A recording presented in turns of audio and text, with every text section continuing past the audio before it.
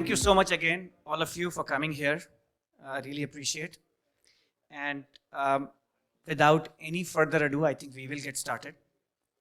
The intent here was to actually get tech founders and CTOs together and discuss a few topics that usually can't be discussed in many large gatherings. So the intent was really to actually have a discussion around what are the key trends or the key tools that as CTOs or tech founders you should know about. And we have three panelists and a moderator who all I'm going to introduce. But before that, to introduce myself, my name is Alok Goyal. I'm part of Stellaris Venture Partners, which is an early stage fund. And I focus primarily on SaaS investments within our team. I'm going to introduce the three panelists, but before that, let me also introduce my colleague, Anagh. Okay, there he is. Anagh is also part of Stellaris Venture Partners. Anagh is also one of the team members who focuses on SaaS and specifically on software infrastructure. Anagh has been with the firm for a few years, and prior to which he was with Goldman Sachs, and then did his computer science from IT Delhi in the past. So Anagh will be moderating the panel, but let me introduce the three panelists. And I'm going to begin with Joydeep Sen Sarma, who I've actually known for quite a while. Joydeep is the CEO and founder of Clearfeed, which is a company which is helping engineers, support people, and success people with information overload. And I think he'll do a better job of describing what he does later. He was also the co-founder of Qubole prior to that, which was a big data as a service company, and became more than a $50 million ARR company, which, as we know, there are very few in this country that have reached that stage. And he was also previously at Facebook, Yahoo, NetApp, and Oracle, and from IT Delhi and University of Pittsburgh. Thank you, Joydeep, for being there. Shobhit Srivastava, standing next to Joydeep. He is the co-founder of Shovel Company, which is exploring challenges for the engineering team, both in the pre-deployment and the post-deployment phase, and currently actually in stealth mode, if I may say so. He was previously the SVP of engineering at Gojek, leading their transport product, and a variety of different roles that he led at Gojek. And he was actually also the co-founder of a company called Code Ignition prior to that, and from IIT Jodhpur. And finally, to my friend BG, Bhaskar Ghosh. Bhaskar has been a partner and a CTO at 8VC, which is a large enterprise-focused fund in the Bay Area. And at least for the last 3-4 years, I know that Bhaskar has been active in India. I think that's when we last met around that time frame. He focuses on enterprise infra and B2B SaaS investments. And he also comes from a long operating background. He was a VP of engineering at NerdWallet, which was a consumer finance company, was at LinkedIn, Yahoo, Oracle, Informix prior to that. And as I hear, is also a PhD, which scares me a little bit. But with that introduction, I'm going to actually pass it over to Anagh and to the three panelists. Just to keep it more functional and keep it more interactive, what we have planned, and we were just discussing this a while back, let's break this section down into all the topics that we want to discuss. So we have broadly 4 in mind. So after every topic, short discussion, we'll be asking you if you have any questions. So please feel free to ask our panelists anything. Like it could be more around the thesis, it could be more around lessons from the past, or just some functional advice, or just something to share to others in this room. So just please feel free to raise your hand. We'll love to keep it as interactive as possible. So yeah, without further ado, actually, let's get started with the first topic, and would love to first ping you, Joydeep, on this one. That it's a very pertinent problem in tech today that probably cuts across all kinds of companies, that how to make my developers or developer teams more productive. So what do you think in your experience have been the biggest time sinks for developers? Like where does a lot of the time that goes to waste that can be saved, optimized, and in fact, if you were to kind of stack rank it, if you want to optimize a few of those steps, few of those processes, which ones come to your mind first? Yeah, like we're discussing very broad question, very tough. Keep it two-way, like I think all of us have seen like bits and pieces of this is really an elephant that we're all trying to grasp. I think there are different views on this. Something that I think Shobhit was saying, that there's a managerial view, there's a developer view. So now when I talk to developers, right, so it's all about tools, productivity tools, right? Like for example, the OpenAI automatic code generation. It's a huge win. Like people just absolutely love it. Or simple things like coding in the browser, yeah, being able to do sort of like code reviews with the UI rendering right in the browser without having to bring up sort of go to a staging environment, deploy, and so on. So if you talk to them, right, they are very, and I'm giving a third-party perspective here because I'm often not playing that role myself. My perspective, little bit coming from the management side, is I tend to see the draft of what the developers leave behind, which is all the bugs, the production outages, and so when those things happen, typically the VP of engineering is scrambling and responding and so on, right? So, and I don't know what tools can help with this, but for example, over my experience, I became a fan more of process. And for example, like I used to treasure people who did great code reviews. And I would love to have AI do that, perhaps. And if you guys can tell me some tools, that would be fantastic. But the whole issue was that the earlier you can tackle the problem, because testing is hard, and I'm sure we have a section on testing, right? So I wish I had more great code reviewers in my team, and I mean particularly people who actually took care to go deep and actually think about the code, not just linting, so to say, right? Like sort of human lints. The second thing was from a process point of view, there are things that you can iterate on and things that you can't iterate on. So for example, if you expose a bad API that creates future debt, you can't iterate on that. That's like cost that you have incurred forever. Whereas if you have a expensive CPU code path, it's okay. You can come back and iterate, right?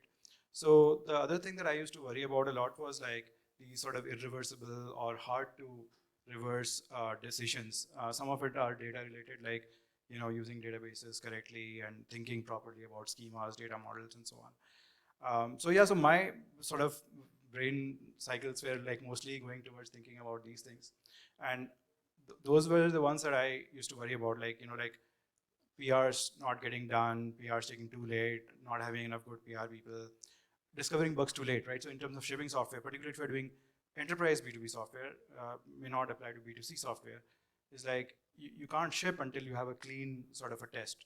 And clean tests are not just short regressions that you run in testing, but big integration tests that you run later on in the life cycle. Getting those things to be faster was a huge problem, right? So, so I think the devs have their own perspective, but at scale, I felt like these organizational perspectives were sort of outweighing individual productivity perspectives. I'll stop there. Yeah, Shobhit. I think what is interesting is how you said over time I start to love processes, and as a developer I still feel cringe. I cringe inside to say that, but I think initially I was not see, you start from a thought process of you are here to write code and just get things done, right? And that's it. That's the work. But there is a lot of other other things involved in the overall thing, right? And which I became more appreciative of because of Gojek and what we ended up doing there. So so in the productivity front, right? I feel there are multiple ways to look at this problem, as an individual and as a manager, both, right? And both of them will give you a different view. As an individual, you are always frustrated about whatever is blocking you. It could be I have to get permission to get a deployment, or have to processes are not laid out, or something is not defined. As a manager, you are always worried about lot of other aspect of things, people tend to talk about quality, but actually measuring uptime is a very hard thing. Right? It's and how uptime is tend to define, right? Is it just if systems are up, or is it all user getting the right experience at the right time, right? So it can be quite complicated. purely from a developer point of view, what, like as a manager, what we used to do was to optimize for, let's say if a new person comes in into the company, can they ship a piece of code to production on day one, right? Which may not be the best thing to do for enterprise SaaS. I like, since I've not done that yet, but that's how we used to do things at Gojek, which is more consumer product, right? So we would tend to optimize for, okay, what are the steps that a new person, right from taking a laptop to actually shipping a piece of code to production, will have to go through, right? So that involves a lot of things, like how to make sense of whatever is being built here, right? How do I grasp information? Which is the right story to pick, which I can take it to the. Like Shobhit, if I were to pause you for a bit there, so when you identified like the process, you mapped it out, and wanted to increase productivity throughout the process, one approach could be just to improve the process itself. Sit down with all engineering leaders, all engineers, try to improve the process. Other could be think about tooling. That could be custom tooling, or that could be trying out what's there in the market. So, in your experience, like which approach did you mostly follow? And do you think now it's changing that you have just so many tools in the market that probably an individual developer will probably say, "Aha, that I discovered this. It's an interesting one." Any of those instances? It's very much like a SaaS purchase cycle question, right? In a way, right? Am I going to look for a tool for this problem, or am I going to Exactly. Yeah. keep improving it, or keep profiling it? Right? Exactly. It's Yeah. like that kind of a thing, right? A lot of times, see, for example, there are clear-cut categories of tools. Like observability is a very clear category. You know that there's no point to start setting it up Sure. immediately, or like nobody wants to set up servers anymore, right? So some categories are like proven. Sometimes like it's very hard to get things right, and as a developer what I feel is that most of us have a mindset of building it first a lot of times, and actually being very sure about if this tool makes sense for us now or now.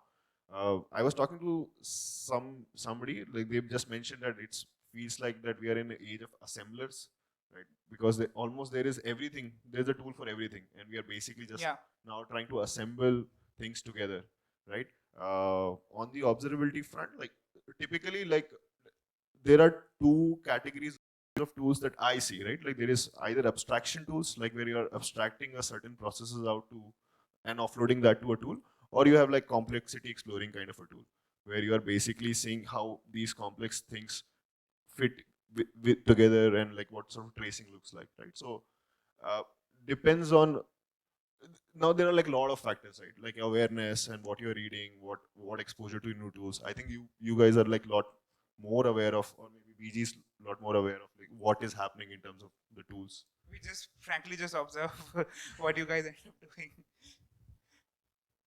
I want to add one thing, and would be love to hear from the audience also. Like, I just remember that developers in large companies, like at least my experience has been that the point that he brought up, which is time to get my change out to production, is actually a really key metric.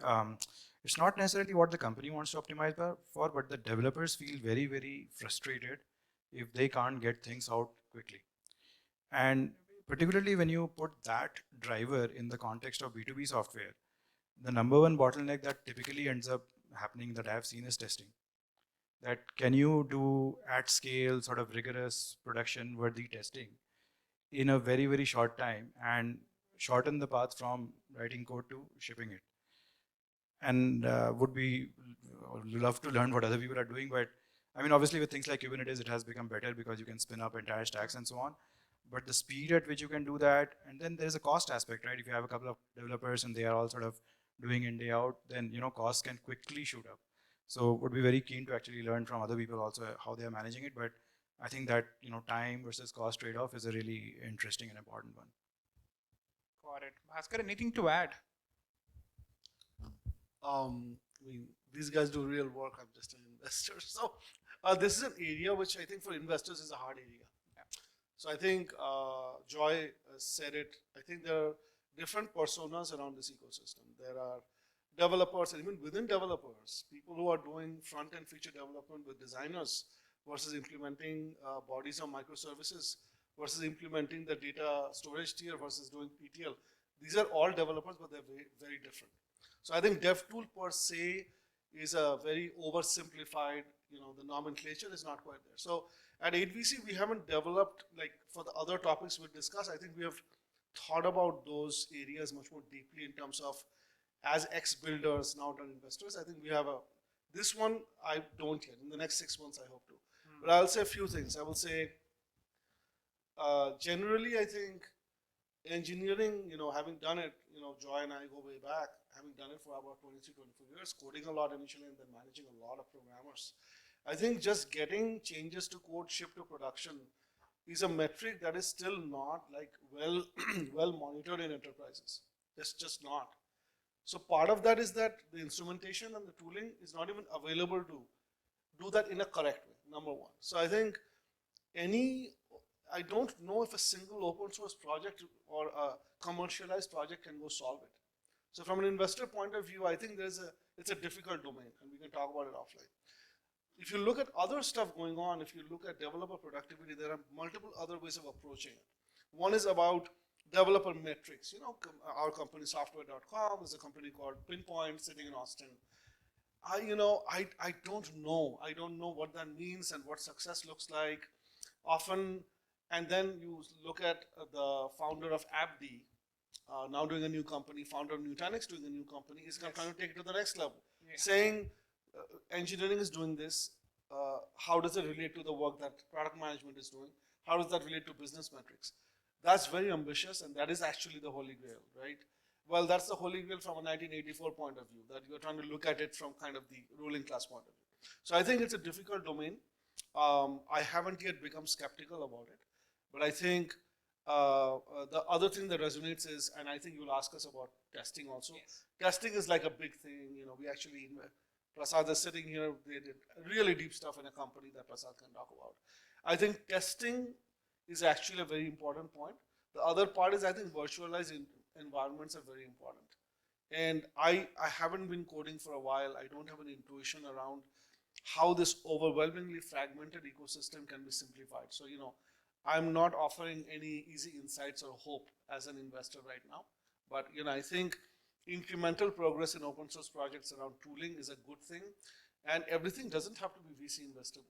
Of course. There's things, there should be open source projects which should make engineers productive. So no, I don't have any special insights, but we are extremely interested in developing a thesis in this area. That's all I will say. Got it. I guess yeah. Please. Would you just identify yourself when you ask the questions? Hi, I'm Jyoti. I'm the CTO at Angel. It's a fintech company. So I wanted to relate to what Joydeep was saying about how do you make sure, day one people take code live and it doesn't break stuff. So besides testing, one of the things that has worked for us actually is A/B deployments. So releasing code to 0.5%. So your blast radius is actually reduced, and you can do it at scale. So if 20 people join you, you can give them different cohorts and say, and how the code works. We have a partnership with Google where we can release cohort-based upgrades to few people who have the app. We have about 5 million active users, so we can give same updates and roll back those to people. So as small as maybe 50 people. So it gives people the ability to push things out fast, backend API, everything together. But it still allows us to control the blast radiuses. So you're doing it for the mobile app?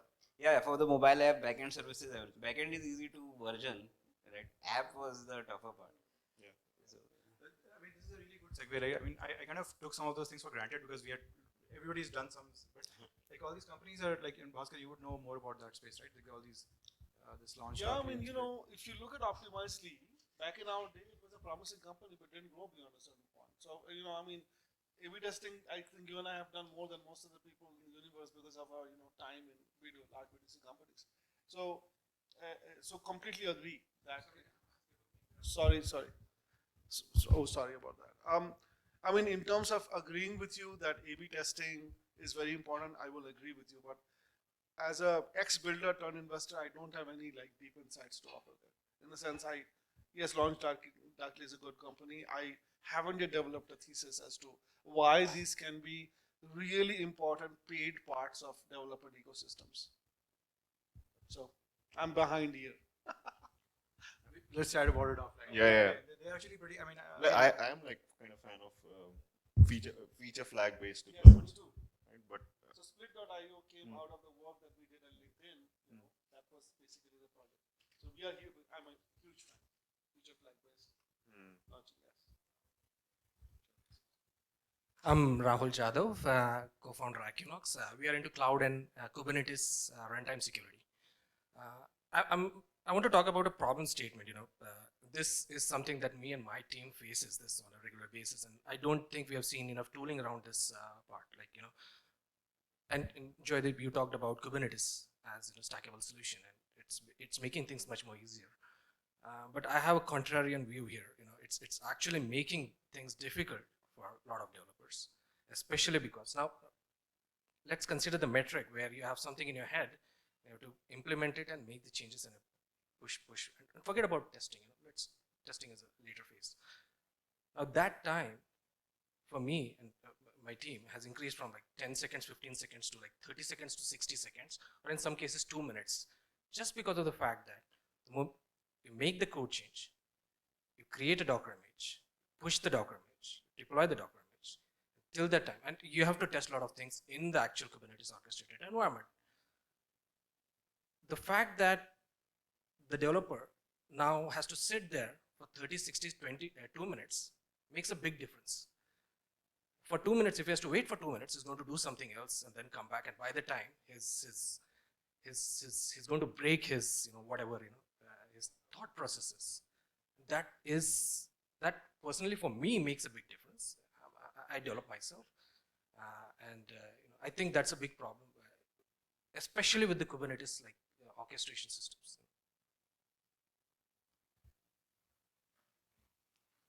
That's a valid point. I think the problem is that again that management versus developer perspective, right? Yeah, I mean, can they like sort of do so? Your issue is that there's no local testing you can do. You have to deploy to a Kubernetes cluster. That takes it just takes some certain amount of time. Yeah. I agree. Like test time, you always want it to be 0. Indeed, yeah. But just the fact that it has increased from 10 seconds increasing to 20 seconds is one thing. Yeah. 30 seconds, right? The developer knows that he's got to sit there for 30 seconds or 1 minute. Now he's going to get up, do something else, and then come back. Yeah. And he's going to come back after 5 minutes. So by the time he comes back, that's the problem. So are you investing into profiling this time?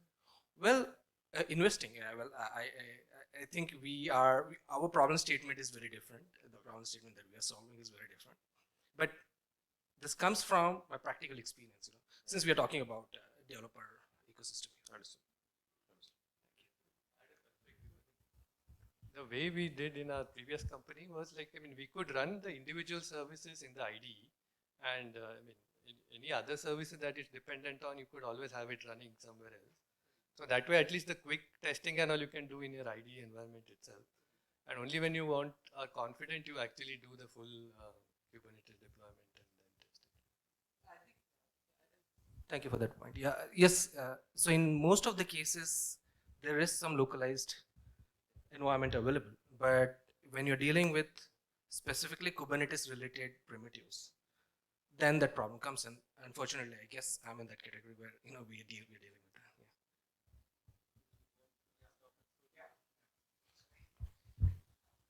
Thanks. I guess what we do take away probably is also that there is a point up to which developer time can be optimized, and in fact there are a lot of interesting, as some of them pointed out, AI-led tools also coming in this space, and probably we'll have more tooling in the next few years and less custom tooling needed. Anyway, to move to the next topic, and I know this is close to heart for a couple of you, both Bhaskar and Shobhit, and this is about observability. So, Bhaskar, starting with you this time, what do you think is the state of observability today? Which problems are not completely solved, and where is it headed? What should people like CTOs building observability systems or buying them out should be thinking when they are building these systems? Well, beware of a VC telling you what's important. So let's keep that. Just to in fact exclude some topics, I think observability permeates many other ecosystems. So if you look at everything above data lakes, data pipelines, observability is a big problem. There are like there will be 7 unicorns in the space next year. There is entire observability explainability of MLAI pipeline, which is a big problem. There is product usage observability upfront, right? So let's keep those 3 aside. So here, the observability I presume we are talking about is more about live site observability. That is enough. correct. Yes. So I think, so you know, from our thesis construction, we look at this space in 3 tiers. One is the instrumentation tier. One is kind of all things data movement, streaming, everything, infrastructure. And third is all things application and workflows. So if you look at the instrumentation tier, the really welcome instrumentation tier, what's hard? What's hard is interoperability and balancing that with local fidelity and granularity. Because you're instrumenting stuff in many tiers. There's the app tier, there's the microservice tier, the machine tier, data tier, so on and so forth. Yeah. So what happens to the format? Then you have the big guns like Splunk and Datadog and New Relic sitting there with their own formats. So I think the welcome shift that has happened is the open source stuff around open telemetry, kind of trying to get interoperability to work while keeping the data models rich enough so that you can actually put in stuff. Can you build great companies just in instrumentation? Probably not. I'm sure half of what I say is going to be proven wrong, but I'm just taking a stand. We are extremely interested in the data tier and the infrastructure tier because of the richness and the volume of what we all call melt data, right? Metrics, events, logs, traces all coming in. And as Joy can vouch for, you know, this is like a needle in a haystack problem. It's a massive scale problem. It's a time series database problem. It's a high cardinality, high dimensional problem. There are many good companies in the space. You know, one of the interesting things that's happened is because data lakes and blob stores have become kind of de facto. You know, Hadoop thought about it, couldn't do it well, but blob stores, you know, S3 has done it. One of the interesting things we've seen there is the backends are actually getting constructed in the blob stores directly. That's actually a very fundamental shift to, I think, what we were doing, right, building SSDs and stuff back in our day, right, Joy? And I think that's a very important thing, how to blend blob stores and streaming engines into the ingest part. What will your index look like? Do you build a search index there? One of the fundamental design decisions there you will see in every company you look at is everybody's building bi-level storage, just like Snowflake, that there will be, you know, S3 buckets which are slow, but allow kind of columnar format, then you will have very fast indexes sitting upstairs, right? All the techniques us old timers played, right? I think it's a very, very important area. What is hard about that area is to build those companies, you need basically people like Joy. It's very hard to come by. Where will you find 10, 15 database systems? It is very hard. So I think it's a team problem. Second is, what you find is these systems tend to, you start with trying to develop a general system. They become over-specialized because of the kind of workloads you want to run on them. So I'll leave it at that. I think that tier of infrastructure for observability is a very ripe and very important area. Not, forget about investing, just in terms of computer scientists and data people to think about. So that's one. Then it gets even more interesting when you go to kind of the application and workflow tier. Because that's where, what happens there? All the personas show up. You have the SREs, you have security ops, you have business monitoring, you have product management. Everybody's showing up there. And so every department, every persona needs their own workflows, right? DevOps shows up, SiteOps shows up. And the problem there is, you know, the successful companies in that tier, once they get a mode, they will over-fragment the area. Somebody will say SIEM, right? Popular area. Look at that. Awful backends. Everybody is built on top of some really bad version of Elasticsearch or something. So, you know, I don't know yet what's going to happen there. I think the way that tier of application and workflows, you know, again includes like anomaly detection, root cause analysis, cloud cost monitoring, name it. We think these are very high money areas, very important areas. The question is, how do you pick a high TAM area there, which is application and workflow specific, and use generic components to build it? So as you can probably tell from my tone that this is a very exciting area, but I think it's hard to build platforms in this area. That's what we are finding, which will work for many different use cases. So I think successful companies and entrepreneurs will build something semi-generic. This is our thesis, but we'll go to market for one use case where you can actually create a moat while allowing interoperability with the more big ones like Datadog, all the 4 or 5 companies I mentioned. So we are super excited about the area. We have not yet invested in the area. We might start a company in this area this year. So that's all I leave you guys with. Yeah. And Bhaskar, like, Sorry, I'm taking so much microphone time. no, just before we move to Shobhit, I want to zoom out a bit and ask, like, take a different cut to the question. Like, for a CTO today, there's a lot of money that actually goes to commercial vendors. If we actually end up getting a commercial vendor for observability, especially if you're taking end-to-end providers, do you see that actually going down? Do you see as a fraction of the budget, observability will be taking less as the tools become more efficient and the competition increases, as with some of the new like semi-generic, for example, tools that you're talking about? The most common complaint I hear from all the post-series CD companies I talk to, take a wild guess. Why am I paying They're building Splunk 3 and million Data- to no, they're saying, Datadog. why the heck do I pay Splunk and Datadog so much? Yeah, exactly. So I don't have an easy answer for you. I think the problem actually, I'll tell you the cultural and budgetary history problem there, what I found.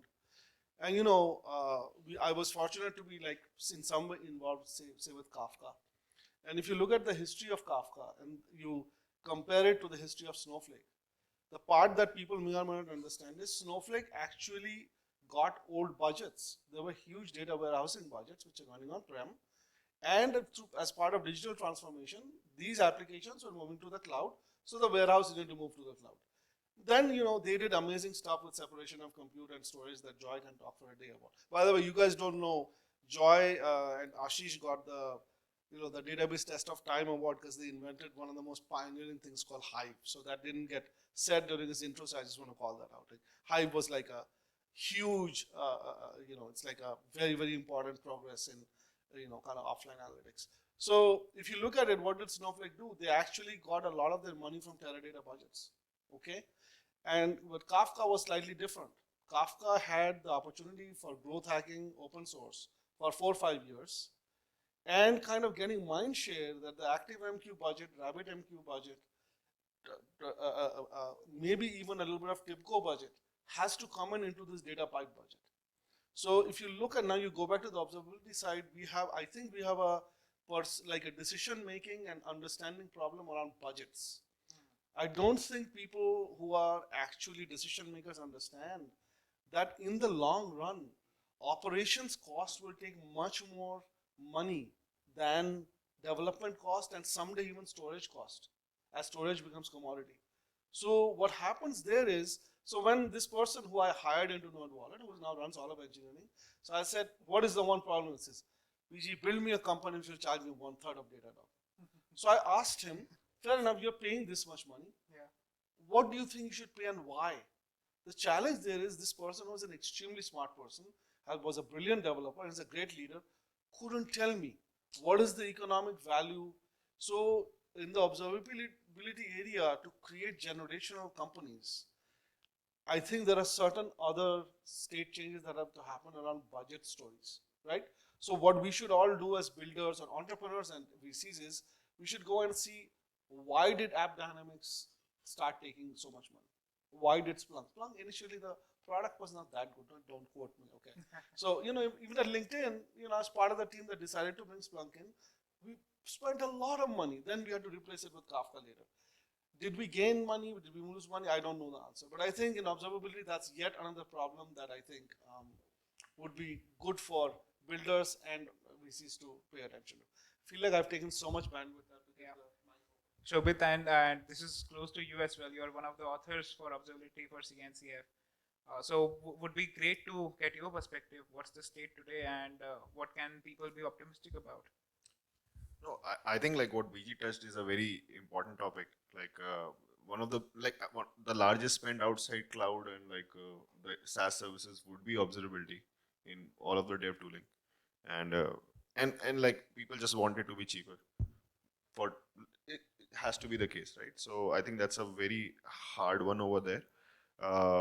From innovation point of view, again he touched on like open telemetry. I think this is something which is very promising. Yeah. overall. Plus, like mostly from a modernization point of view, there's a lot of tracing is becoming the top problem. Like becoming an important problem. Like see, time series databases are still like general purpose time series databases have always been a challenge for a long time. So I think that has improved. Plus Prometheus, I feel, has like matured quite well from an open source on-prem deployment point of view, right? So I think that has been super promising. But then there are like tons of companies around that which are coming up and trying to help with operationalizing that kind of a tool. So typically that's what people would move on to if they don't want to use a SaaS solution. So yeah. Interesting. I have a few questions from that, but I think it will come in the audience anyway. So, yes, please, sir. Hi, Shyam Suri.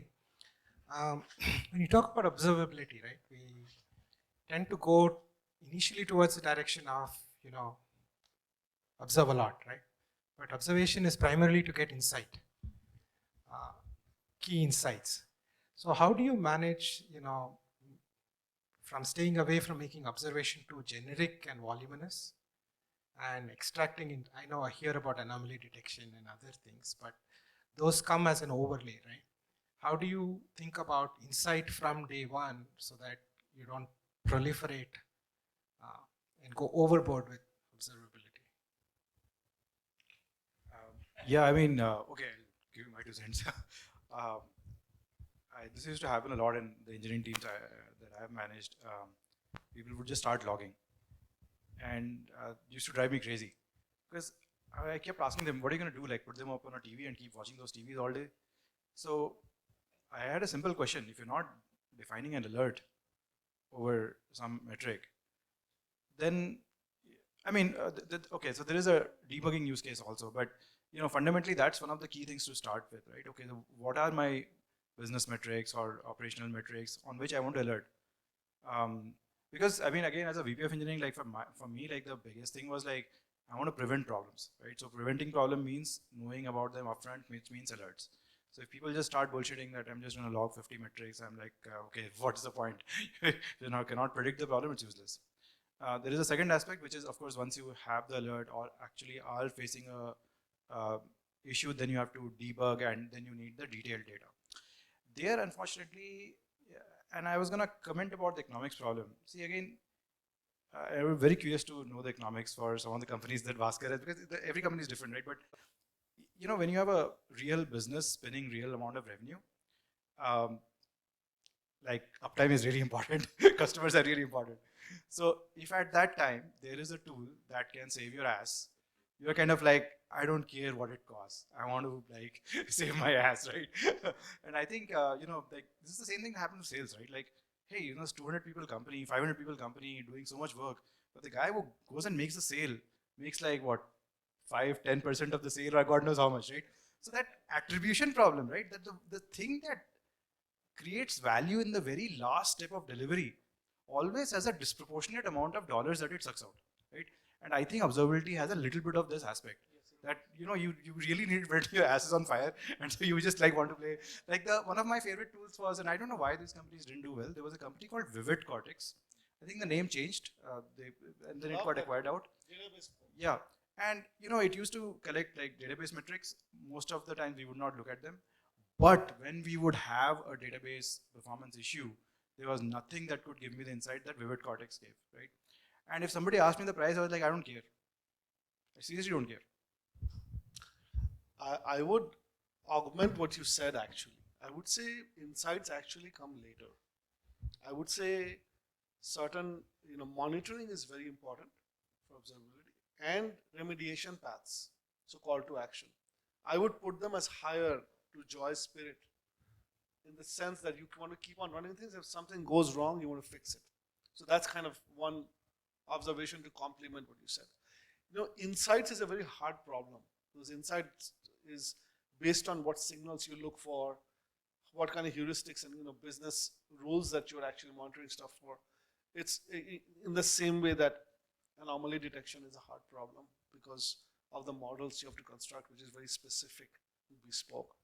But I would say, yeah, I think to with Cortex, it was one of my, for any old timer in database, it was one of my favorite companies because these are all people who used to build Oracle many years ago. And so, they knew how to like instrument database systems. It was very complicated.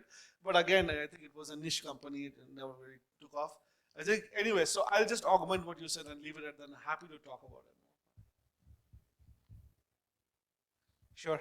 I guess as the four of us were discussing, probably we can talk all day about observability on this panel. But probably if there are more questions, we can take them over drinks offline, or if we have more time towards the end, we can take them in the room. But in the interest of time, would want to move to the next topic, which is around testing. And Joydeep also covered this briefly earlier. So the specific point, Joydeep, that would we'd love to know is this entire trend about tests getting autonomous, essentially autonomous testing rather than test automation, where scripts are kind of writing themselves.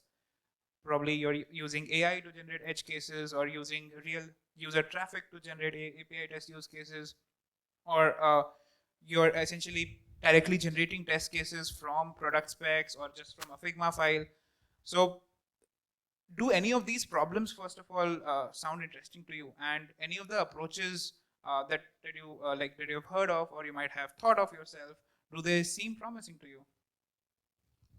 I have to convince. I don't know about software in this space. I mean, of course, like there's one thing that you learn about creating new products is that if you promise the moon, everybody will say yes, right? Or even if you promise like something far less than the moon. So yeah, if you promised me like something that would write itself, like why not, right? I haven't seen anything. I remember seeing, and I don't know which company it was, send me a sort of a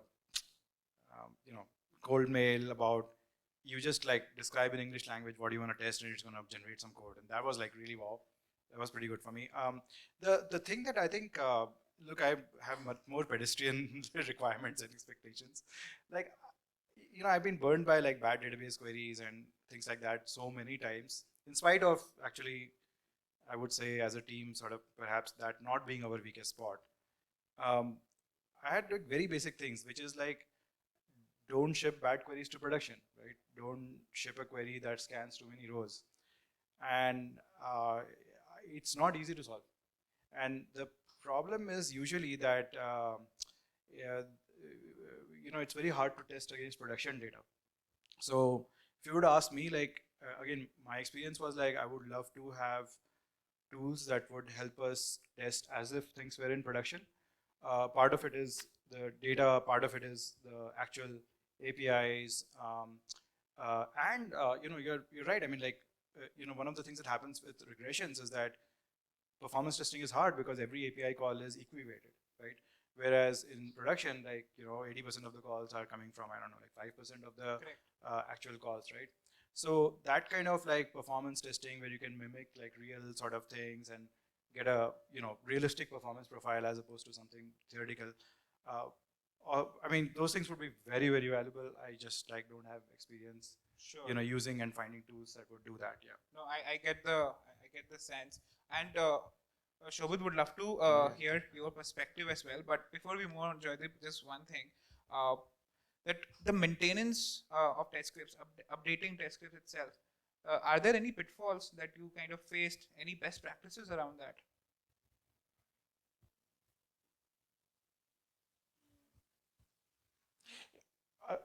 My context, it was not such a big deal. I mean, if a failure was because of the test script failing, we used to have enough people to take care of that. My problem was, the things that we could not do, as I explained before. Got it. Yeah. Shobhit, would love your perspective on software testing. So, like, see again, like that kind of a product which allows you to define test cases exists. Like, it become a product manager in itself, right?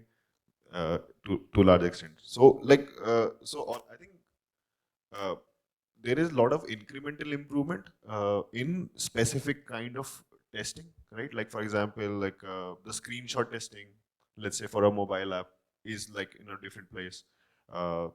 Testing the infrastructure, like when I was like 10 years ago, all I could do was write some server spec to see if things are there in place. To from there to, let's say, Netflix armies of tool, and like some automated testing on infrastructure directly, which basically will introduce chaos in the system and see if the system state will converge back.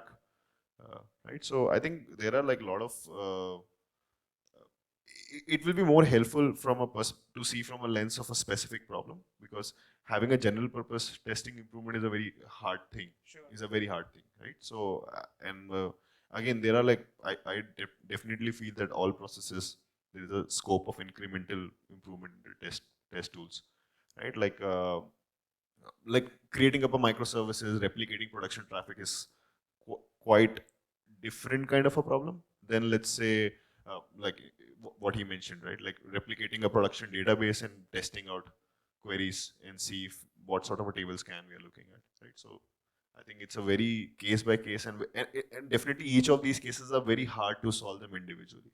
Like at Gojek, we ended up building a team for screenshot testing, which would basically take UI from Figma and basically verify if the screen is following the design language system guidelines. Right? We could not still go as far as saying that, if like the product flow is this, right? Because now that's another level of test, right? But we could actually just say if the layout requirements would match or not, right? So I think those kind of incremental mindset on testing is what has worked for me till now, and in specifically case by case, and you have to always make a judgment call on what is important for what kind of Makes product sense. problem you are at. Interesting. And before we move to questions on this topic, in fact, anyone from the audience, if they want to add perspective on some kind of experiment they did, or any tool that they tried of late, which worked out really well. Yes.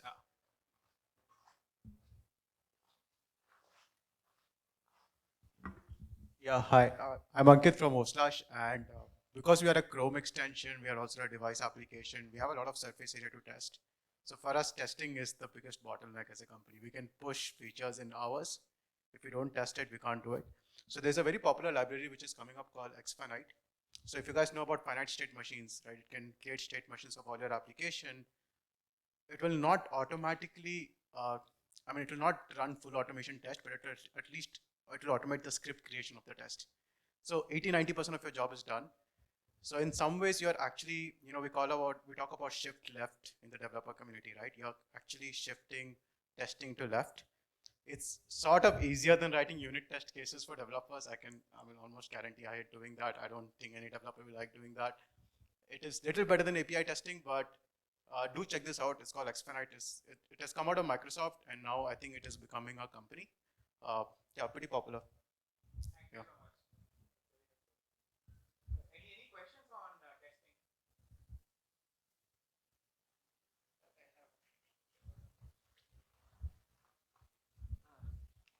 Hello, this is especially to Joydeep.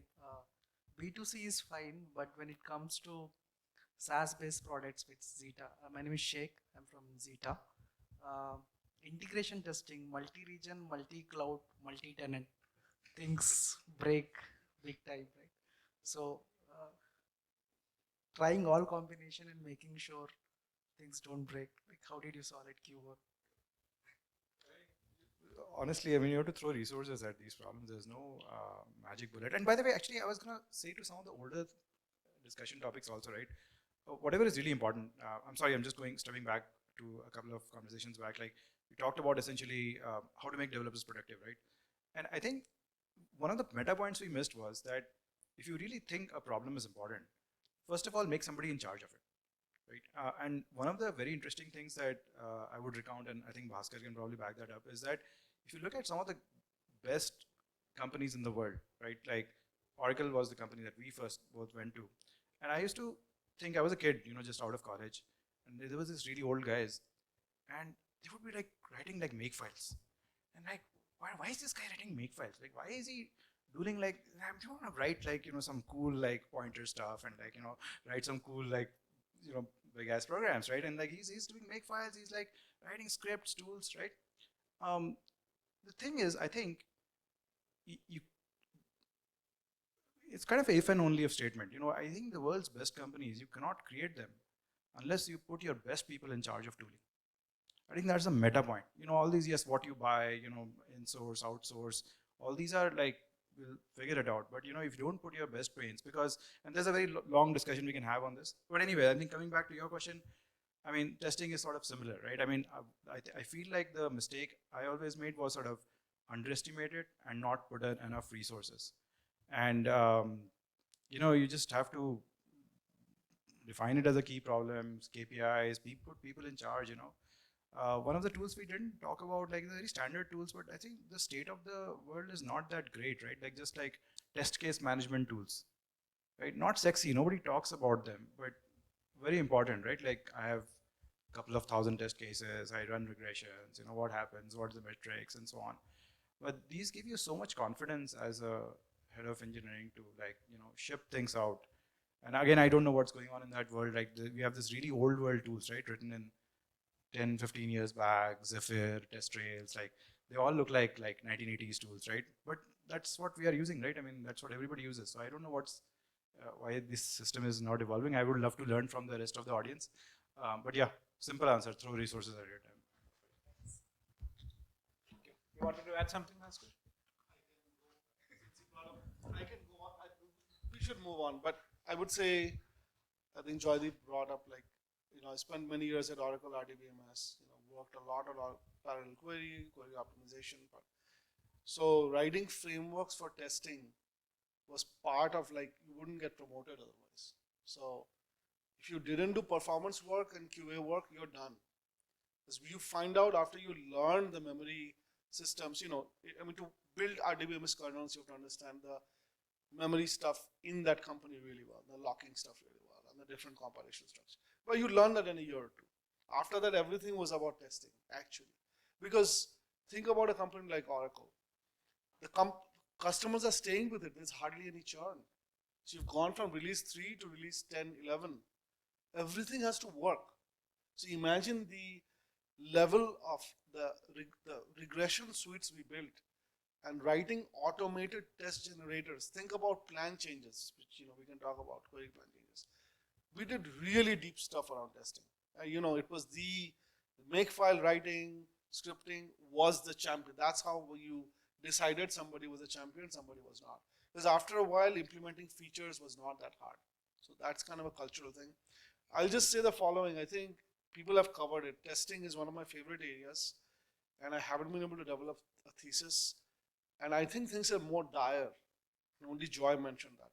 The reason things are more dire is it's a very fragmented computer science and software world we are getting into. Somebody mentioned automated testing of Figma mocks. So you're talking about on the screen. So you're talking about front end.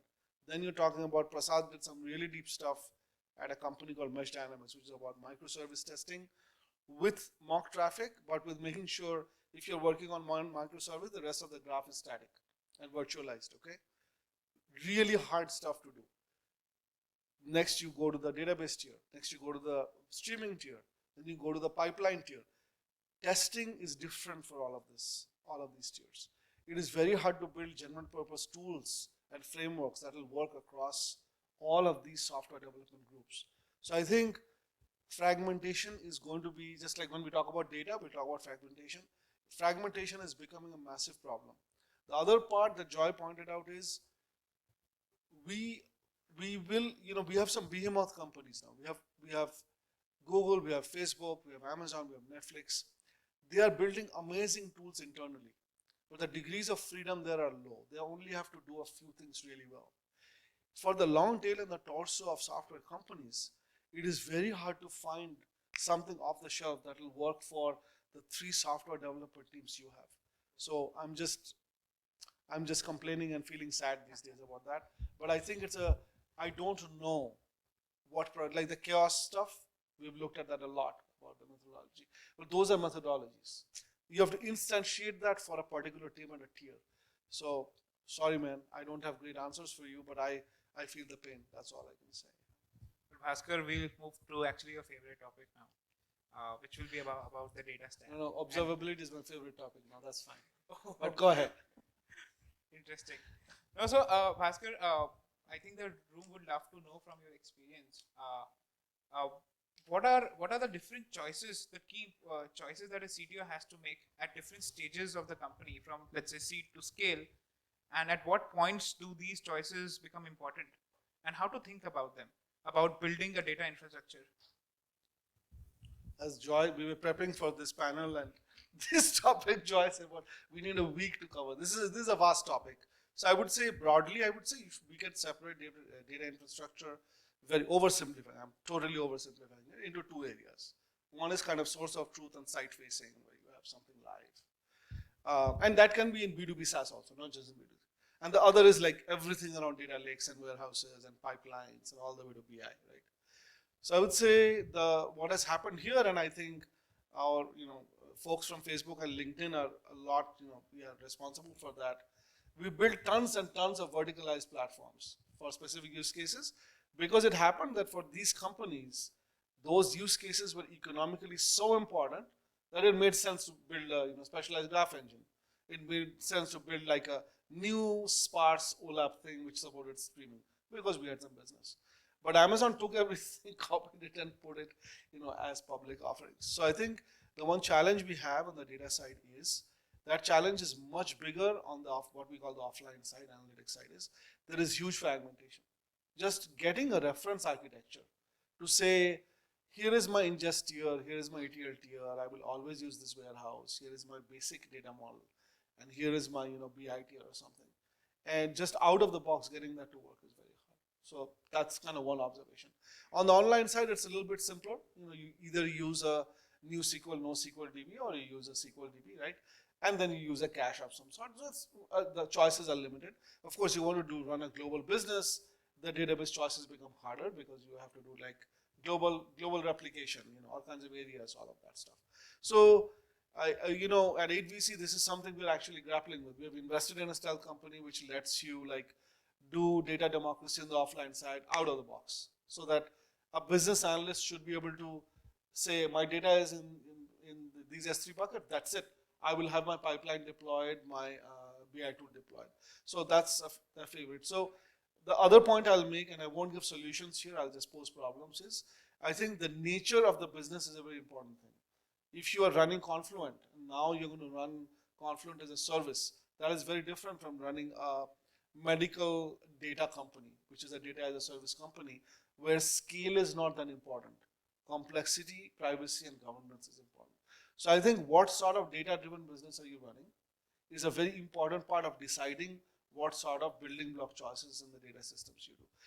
Are there easy run books out of the box, like the old school people like us who would read the two books on data modeling? One was by Inman, one was by Kimball, and you knew everything about how to model it. My friend Divakar must be smiling in the back. That's what we read when we started our careers, because that's how data models were set up. How ER modeling was done. Today, I think things are just like my comment about testing. I think data actually, the offerings off the shelf are so fragmented, it's a very hard problem. And I don't think we have solved it very well. So data needs evolve as you go through phases of the company, and data needs are tied to the nature of your business. I'll just leave it at that. Fair enough? Sure. I think Joydeep perspective will be very Yeah, I think I'll just try to build a little bit on top of what Bhaskar said. I think in terms of pitfalls, right? So one of the things a lot of us have seen is trying to over-optimize and overthink things. So a few things come to mind. I think one of my favorite things is that if you're a great photographer, your camera doesn't really matter. So you'll see a lot of younger folks or people. So I mean, like a lot of people get into religious argument. Mongo versus this versus that. But it's like there is no like this is better than that, right? They all have their pros and cons. And at the end of the day, what matters is you can get great photographs if you sort of know the tool you are using, right? So my advice would be, particularly for people who are starting out, is to look around in the team you have. Who's your data expert? Like, what do they know? Just run with that to begin with, because you can't go too wrong between picking these Mongos or Google's whatever, right? Spanner or whatever. I mean, they are all like fully baked stacks, right? You just run with what you understand best. The second thing I see is that it's kind of a little disappointing is that, as somebody said, right, we have become assemblers, but that really hurts when you're dealing with data. people really don't understand. Like they feel like these boxes are magic boxes. That somebody's promised them some spec, so it'll just work. But at the end of the day, you have to represent your data correctly. You have to think about layout. You have to think about your data model. What to denormalize, what not to denormalize, and all this stuff, right? So there is also the flip side that you can't just treat these as magic boxes. So on the online side, I would say those are the couple of things that quickly came to my mind. And like again, I think there are, like Bhaskar said, right? There are businesses that need to think about scale from day one. Streaming, like big data in, big data out. There was an old pattern, right? A lot of businesses are not like that, right? They're doing proof of concept. They're just trying to figure out, what the hell is going to work, and they want to become like Oslash, right? Get some wild traction, right? I think just keep that in focus. Don't worry so much about the data stack. On the offline side, again, I might be a little bit dated. I think a year or two back, I read this post by Tristan, I think, DBT guy, right? So he has this very famous post, at least famous for me, where he says, defines 3 types of companies and how you should think. Might be simplistic, but I would, Yes, recommend folks can just go through it. He just talks about, look, you're starting off, you have like, I don't know, seed, Series A, some level of traffic. It's like, don't overcomplicate things. Just go with Snowflake or go with some managed provider, use Fivetran or, something in that sort of thing, right? Use Google Analytics, Mixpanel, right? Instead of, oh, I want to create a data lake on day one, right? That is closely coupled to another sin. I want a data scientist on day one, right? All these are sort of like related sort of evils, right? So let me just stop it at that. That's a nice post. It's a good starting point. I'm sure there's sort of Definitely. yeah. Actually, I have to now take an organizational cut to the question as well. And the context for that is like, especially we are seeing for a lot of CTOs, especially in the early stage in particular, they might be out to solve a SaaS problem. They might be out to solve like a software problem, not really a data problem, but data essentially comes with it. So they might not have that much background or might not have that much focus on data itself.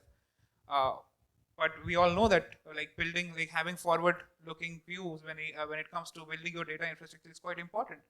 So at what point do you think, and does this also depend on the nature of the business, do they need a quote-unquote data expert? I don't know, probably we all call them chief data officer also in some parts. But how do you answer this organizational challenge? When does a CTO who is not a data guy herself, they get someone to run this for them or make all the critical decisions for them? I can give you an anecdote. Again, it's a very point in time, business specific anecdote I can provide. So I had a couple of years when I was retired and I worked with several companies to help them out. One was a GovTech B2B SaaS company. It was doing something like Anaplan for government called OpenGov, which is doing well. The other was kind of financial office management workflows and compliance called Adipar. Thankfully, both of them are doing very well. Something I understood as to the challenges they were having was actually data model. So for B2B SaaS companies, the nature of founders often doesn't lend themselves to giving importance to why data is important today, but will become more important. What we found that the fundamental assumptions around the data model on the online side and the offline side were flawed. And so I would urge people who are CTOs, who are thoughtful about is as even early in the first year of your company, if data forms some part of your product offering, that's important that you find yourself ingesting a bunch of stuff from outside. Think about the data model very closely. So, I will look at more foundational, like if you look at a company like Anaplan itself, or you look at a company, I'm forgetting, Workday, right? So they both founders had written fairly profound blog posts early in the life cycle of these companies, actually talking about what we would call ER, the ER model or the data model of what trade-offs they're making, because they were both second-time founders, right? The Workday people came from PeopleSoft. So when I was working at, spending some time with OpenGov and Adipar, which are both B2B SaaS companies where data forms a core part of their ingest, but also their offering, I was going and reading that, how did Anaplan do it? So it was fairly profound, and coming from this whatever data infra and B2C, kind of high nose background, I didn't understand the importance of thinking about that early. So that's the only anecdotal piece of advice I would say, that if data forms a part of your offering or ingestion as part of your business model, make sure on the online and offline side you think through, document the trade-offs around data models very closely and how it maps to your application tier.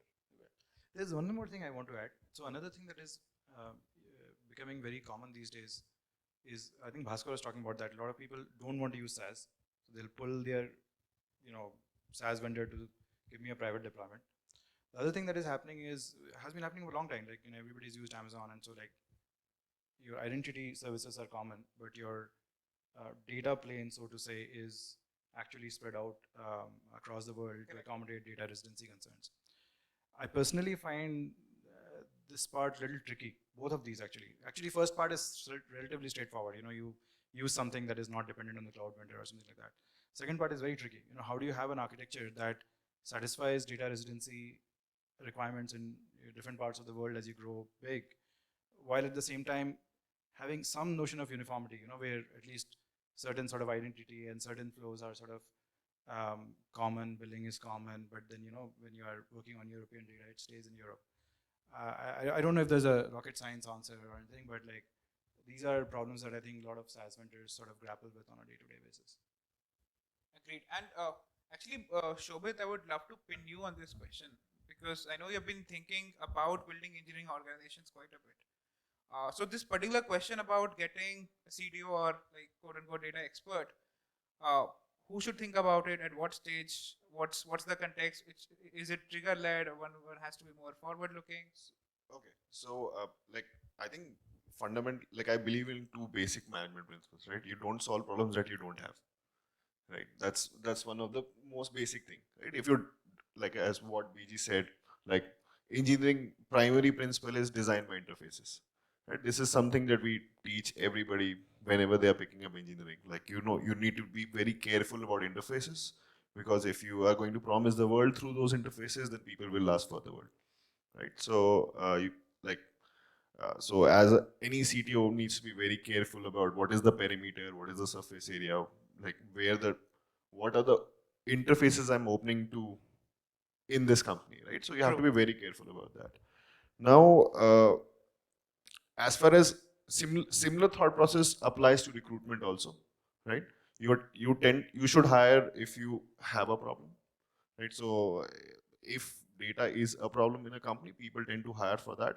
So like exec hiring happens for like multitudes of reasons, right? Like somebody is not doing well, so you need to hire somebody else. There's some specific gap in the company that needs to be filled, so you want to hire for that, right? Now somebody will identify that problem. Either it's the CTO or it's the boss of the CTO, right? And then they will do recruitment from that perspective, right? So I think it's I think till the time engineering team is on top of what are the interfaces, are they designed well for the current problem, business challenges that you're looking at, I think things are fine, right? But sometimes what happens is that you want to do a big rewrite. That, okay, this looks to be a specific problem. Let's go and build a data team for that, right? So building a data warehouse. So similarly, you can see that some CDOs are in the company to go and define KPIs for all the teams in the company, right? While some CDOs are just the data team or the data infrastructure layer or the ML platform layer of the company, right? So it depends on what abstraction is a function of what is the gap in the company. So Shobhit, if I'm hearing this right, did you intend to say that, let's say for a non-core data kind of a company, let's say it's a SaaS company, getting a CDO can be more of a reactive process, or like more led by your plans and projections, and does not really have to be proactive or kind of forward-looking in that manner? So purely, see, so company needs to build a data warehouse is a forward-looking thought process. I need to hire a CDO to do that is a separate question. Okay. These two may not be the same question, right? But who thinks it? Like that I have to build a warehouse or not, or where will that sit? Should a CTO who does not really come with a very deep data background, should that CTO be thinking that, or like should we first get a person on board to help with that thought process? So I feel like if the company is discussing that there is a need for a person to do it, then probably that person will do it. But otherwise, problems get solved with the current people they have. Fair enough. Okay. Right. So this is exactly my point, right? Like you don't solve problems that you don't have, right? Like hiring is, in my view, hiring is never the solution, right? Hiring is just one more problem. Like you get more people, now you have to define what this person do, what that person do. Got it. Right. Yes, please, Joydeep. Yeah, my 2 cents. I think one thing I have always felt I have not done enough, and I think it's always useful, is that whenever you have these questions, go seek out somebody who's done it before. Always works. Find some advisor, somebody. People are actually willing to give advice for free. So, like, just use it. Age old, always holds true for anything, I guess. Great. Any questions around the data stack?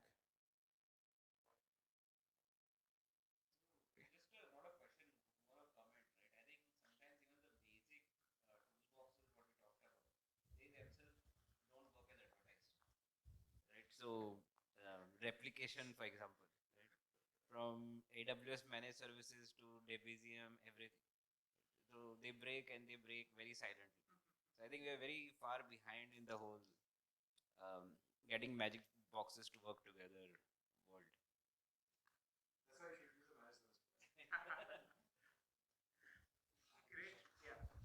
I just wanted to add one more question on top. Yeah, sorry to cut you off. Maybe we can do this just out of this, and like, please do stay back for the drinks as well. I'll quick. Oh damn, that brings a smile. I wasn't expecting dinner myself, by the way, so that's great news. No, great. So I'll quickly end with a rapid fire, and probably we can do it in this order. Let's start with who's your favorite engineering leader or CTO of all time, Joydeep? Or do you even have one for that matter? Yeah, I used to revere Bill Joy, partly because we shared the name, but mostly because he wrote Berkeley sockets and so on. But yeah, I mean, I worked in network appliance for a long time. Steve Kleiman was CTO there. I guess I was kind of felt like Eklavya all the time, so like I just used to watch him and really admire him. So I would give that name. Nice. Shobhit, you have anyone? Like Warner Vogels, like would be great. Like whatever they have done, it's like nothing. There's a different level of work that happened. Oh boy, it's hard to pick one person. There are many kinds of CTOs, and there are many people in Oracle that I started my career with. I mean, this guy named Juan Loaiza is a god who kind of built system one named Franco Puzzolo. These are like all god-like. The titles are not in terms of the impact. While I was, in my own little way building out all the data stuff at teams at LinkedIn, I actually admired Joy's boss a lot, Jay. Jay Parekh. So I think there are different kinds. I think in the old school companies, I'd call out the people who built Oracle, who built IBM, DB2 and stuff. And in the new side, I think Werner, Jay, these are all like great leaders. So. No, and this question will bring out the age of the panel.